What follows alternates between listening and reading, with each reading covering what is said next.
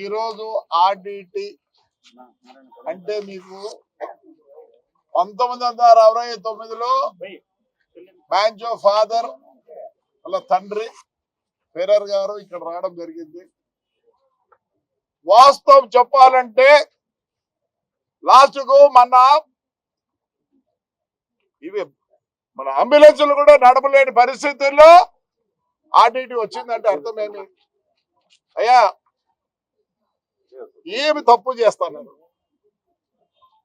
ఒకవేళ 100%లో ఏమైనా మిస్యూజ్ అయితేనేమో.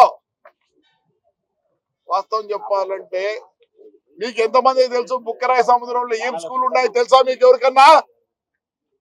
డెమ్ and deaf school is there.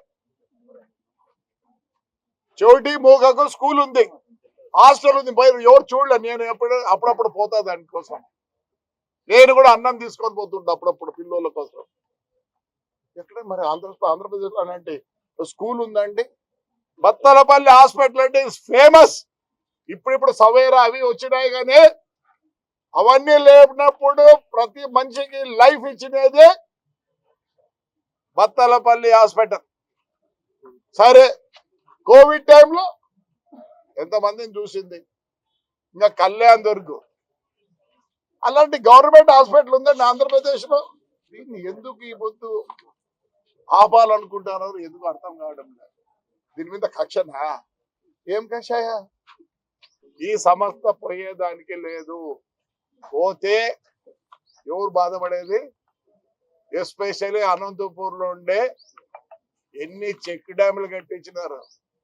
మన గవర్నమెంట్ కట్టించిన చెక్ డ్యామ్ ఒక్కటి లేదు, వీళ్ళు కట్టిన చెక్ డ్యామ్ ప్రతి ఒక్కటి ఉంది ఈ రోజుకి.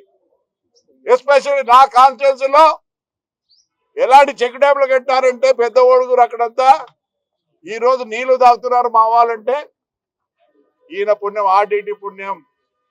దయచేసి ప్రతి ఒక్కరు దీంట్లో స్పందించాల్సిందే.